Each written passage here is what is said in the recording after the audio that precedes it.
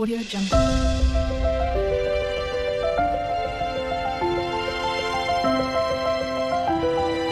Audio Jungle.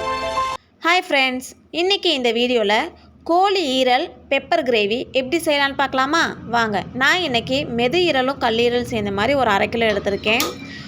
அடுப்பை on பண்ணிக்கோங்க. ஒரு சட்டி வச்சுக்கலாம், வடை சட்டி எடுத்துக்கலாம். அந்த வடை சட்டியில் 2 ஸ்பூன் அளவுக்கு எண்ணெய் ஊற்றிருக்கேன். அதுக்கப்புறம் 2 பட்டை, 2 கிராம்பு, 2 ஏலக்காய் இதெல்லாமே ஆட் பண்ணிக்கலாம். இப்போது 2 மீடியம் சைஸ் பெரிய வெங்காயம் எடுத்து பட்டை, கிராம்பு, ஏலக்காய் வெடித்ததுக்கப்புறம் வெங்காயத்தை ஆட் பண்ணிக்கலாம். ஆட் பண்ணி கிண்டி விட்டுக்கோங்க. கோழி ஈரல் நிறைய நன்மை இருக்குது. அதில் பல வகையான ஊட்டச்சத்து நமக்கு கிடைக்கும். உடலுக்கு வலிமையை கொடுக்கும். அப்புறம் இரும்பு சத்து குறைபாடு நீங்கும்னு சொல்லுவாங்க. ஹீமோக்ளோபின் அளவு, அதாவது இரத்தத்தோட அளவு அதிகரிக்கும்னு சொல்லுவாங்க. இரத்த சோகையில் பாதிக்கப்பட்டவங்களுக்கு வாரத்துக்கு ஒரு முறை இந்த ஈரலை எடுத்துக்கிட்டால் ரொம்பவே நல்லதான். அதுவும் இல்லாமல் கல்லீரல் வைட்டமின் இருக்குது, தாதுக்கள் இருக்குது, இரும்பு சத்து இருக்குது. இதெல்லாமே அதிகமாக இருக்குது. உடலுக்கு ரொம்பவும் ஆரோக்கியத்தை தரக்கூடியது. எதுவுமே நம்ம உணவே மருந்துன்னு ஏன் சொல்கிறாங்க? நம்ம அளவோடு எடுத்துக்கிட்டால் அது நமக்கு மருந்தாக இருக்கும். அளவுக்கு மீறி எடுத்துக்கிட்டால் அது நமக்கு விஷமாக மாறிடும். நம்ம வாரத்துக்கு ஒரு முறை எடுத்துக்கிறதுனால நமக்கு ஒன்றும் தப்பு கிடையாது. அதனால் வாரத்துக்கு ஒரு வாட்டி இதை எடுத்து சாப்பிட்லாம். இல்லையா 2 வாரத்துக்கு ஒரு வாட்டி ஈரல் எடுத்து சாப்பிட்றது நம்ம உடம்புக்கு ரொம்ப ஆரோக்கியமாக இருக்கும். நம்ம குழந்தைங்களுக்கும் நல்லதாக இருக்கும். தக்காளி ஆட் பண்ணதுக்கப்புறமா தக்காளியும் 2 மீடியம் சைஸ் தக்காளி எடுத்துக்கலாம்.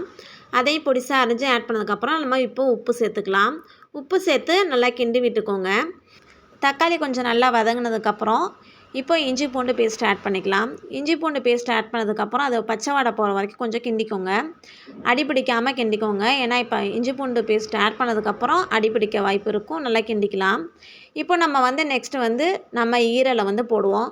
ஈரல் போட்டு அது நல்லா கொஞ்சம் வெந்துடும். பார்த்திங்களா? மசாலா போடுறதுக்கு முன்னாடியே இந்த தக்காளி, இஞ்சி பூண்டு, வெங்காயம் இந்த ஸ்மெல்லையே கல்லீரலை போட்டு நல்லா வேக வைக்கும் போது அதை நம்ம குழந்தைங்களுக்கு எடுத்துக்கலாம். காரம் சாப்பிடாத பிள்ளைங்க அப்படின்னா அவங்கள கொஞ்சம் எடுத்து வச்சுக்கிறது நல்லது. ஈரலில் இவ்வளோ நன்மை இருக்குன்ற போது அது நம்ம குழந்தைங்களுக்கும் கிடைக்கணும்.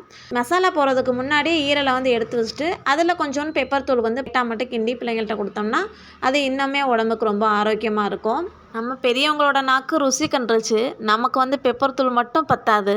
அதனால தான் நம்ம மிளகாத்தூளும் ஆட் பண்ணிக்கிறோம், சிக்கன் மசாலாவும் ஆட் பண்ணிக்கிறோம். குழந்தைங்களுக்கு பெப்பர் தூள் மட்டுமே போதும். மிளகாத்தூள் சேர்க்காமல் பெப்பரை மட்டும் கூட போட்டு நம்ம சாப்பிட்லாம். அதுவும் நமக்கு ரொம்பவே நல்லது தான். இப்போ கல்லீரலையும் ஈரலையும் சேர்த்துக்கலாம். நல்லா கழுவி வாஷ் பண்ணிக்கோங்க. மஞ்சத்தூள் போட்டு வாஷ் பண்ணிக்கோங்க. அதுதான் ரொம்பவும் நல்லது. அந்த கறியோட அந்த வாடை அடிக்காமல் இருக்கும் மஞ்சத்தூள் போட்டுக்கும் போது. முக்கியமாக மஞ்சத்தூள் கிருமி நாசினியும் கூட. மஞ்சத்தூள் நமக்கு ஆரோக்கியத்தை கொடுக்கும். இப்போ மூடி போட்டு வேக வச்சுக்கலாம். இப்போ வெந்துருச்சு.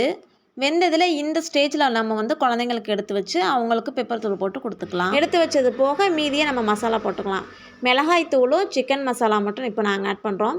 போட்டு அதுக்கப்புறமா இப்போ பெப்பர் தூள் நமக்கு எவ்வளோ பெப்பர் தூள் வேணுமோ காரத்துக்கு தகுந்தாப்பில் போட்டுக்கோங்க. போட்டு நல்லா மிக்ஸ் பண்ணி விட்டுக்கலாம். மிக்ஸ் பண்ணி விட்டு அடுப்பை இப்போ ஃபுல்லாகவே ஃப்ளேமை லோவாக வச்சுருங்க. லோவாக குறைச்சதுக்கப்புறம் நம்ம ஒரு மூடி போட்டு மூடிக்கலாம். அந்த லோவாக வச்சிட்டோன்னா அந்த வேக்காட்டிலையே இந்த ஈரலுக்குள்ளே அந்த மசாலாலாம் இறங்க ஆரம்பிச்சிரும். நல்லா இறங்கி கொஞ்சம் லைட்டாக எண்ணெய் பிரிஞ்சு வர மாதிரி வரும். இந்த ஸ்டேஜில் இப்போ கொத்தமல்லி போட்டு நம்ம இறக்கிடலாம். நம்மளுடைய சுவையான பெப்பர் ஈரல் கிரேவி ரெடி. நீங்களும் மறக்காமல் உங்கள் வீட்டில் ட்ரை பண்ணி பாருங்கள். இதோட சத்து நம்ம எல்லா உடம்புக்கும் கண்டிப்பாக தேவைப்படும். அதனால் நீங்களும் வீட்டில் ட்ரை பண்ணி பாருங்கள். கண்டிப்பாக சொல்கிறேன், டேஸ்ட்டாக இருக்கும். மறக்காமல் என்னோடய சேனலை லைக் பண்ணுங்கள், ஷேர் பண்ணுங்கள், சப்ஸ்கிரைப் பண்ணுங்கள். அடுத்த வீடியோவில் இதை விட இன்னும் சுவையான அடுத்த ரெசிபியோடு உங்களை நான் சந்திக்கிறேன். Bye friends. ஏதோ சென்டிமெண்டா கேக்குறானே, போடா போகுதுண்ணே, ஒரு குத்து குத்துண்ணே, அப்படியா?